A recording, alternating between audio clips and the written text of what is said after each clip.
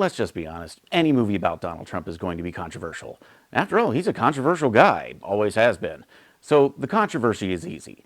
The hard part is in humanizing a guy that spent his whole life stripping the humanity out of his public image, presenting himself as more than human. How do you get to the person behind the persona? Well, The Apprentice, starring Sebastian Stan, manages to get there. Barely. The Apprentice is the story of Donald Trump's rise from being his father's rent collector to real estate mogul. When we first meet him, he's got the dreams and the drive, but not the tools. Until, that is, he meets ruthless New York lawyer Roy Cohn.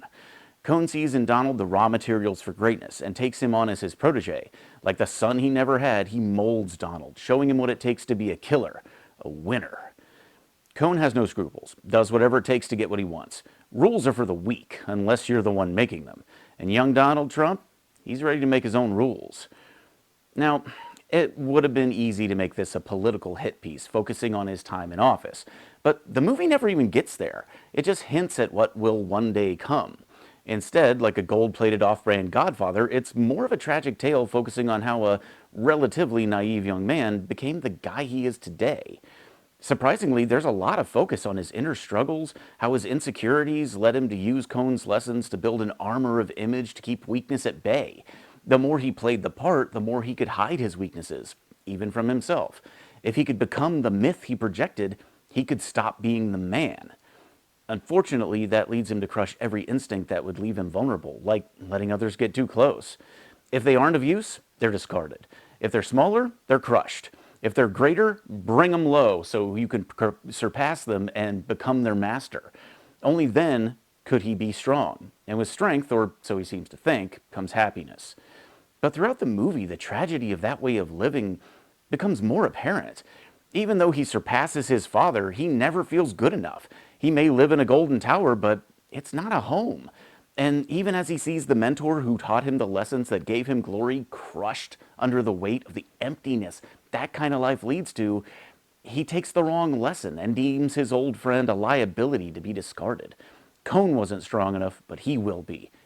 And so the cycle begins again. It's an interesting look at how power corrupts, and some lessons can be learned too well, turning allies into enemies and betraying the principles you once thought sacred. Or perhaps showing you the truth. You never really believed in him in the first place, and the monster you've become was really who you always were. I think the Bible said it perfectly. What does it profit a man to gain the world but lose his soul? But rather than just show the monster, it's also a sympathetic and tragic way of looking at success.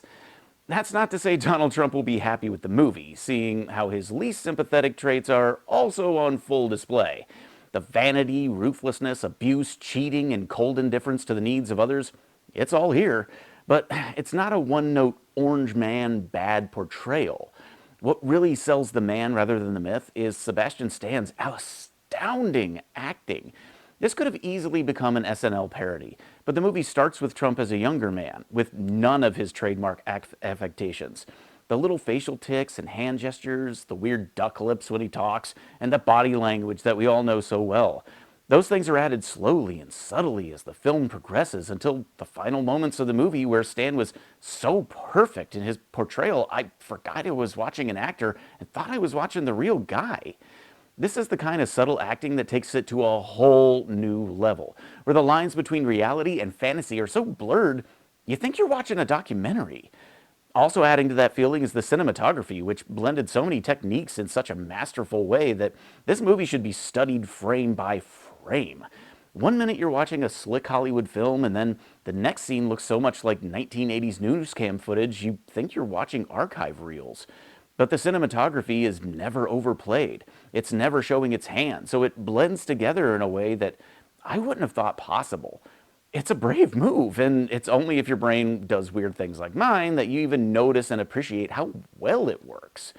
There are hints of Godfather, some Scorsese, a touch of De Palma. The movie plays like a tragic mob flick where you want to love the protagonist, but you find yourself despising what he becomes and mourning for what he's lost. But the blending of fantasy and reality can be as dangerous as it is seductive. Audiences could find themselves forgetting they're watching a real man's life story and take it as pure fiction. Or they could view it as gospel truth and take everything at face value. The danger with docudramas is that a viewer will never really look beyond the product presented. And in this case, that is exceptionally worrying. This movie coming out in an election year is no coincidence, but then neither was Reagan being released in August. The Reagan movie was meant to give a good field bump to conservatives and make them remember what they think of as the good old days. And this movie has some politically motivated aspects, yeah, but it's far less a propaganda piece than it is at times a not-so-subtle reminder of the man. I have to think if a conservative production company could have made a big-budget flick about Trump and made him look like a godlike savior, they would have. Whether they didn't have the money or the material, I don't know, but instead, we get this movie. But this movie doesn't present a devil.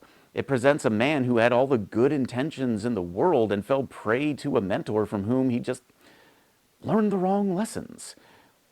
I made a conscious decision to leave my political leanings at the door. It was hard, but it's the only way to observe the film as a film instead of as a challenge. I had to ask myself one question. Do I want a movie to suck up to me? Or do I want a good movie? Well, I think we got a good movie. Though I could have done without the orgies, rape, and an extremely graphic plastic surgery scene where I nearly lost my lunch. But those are just my thoughts. What do you think? Is it political propaganda or an honest portrayal? Let me know in the comments, and if you want more reviews, like, subscribe, and until next time, happy viewing.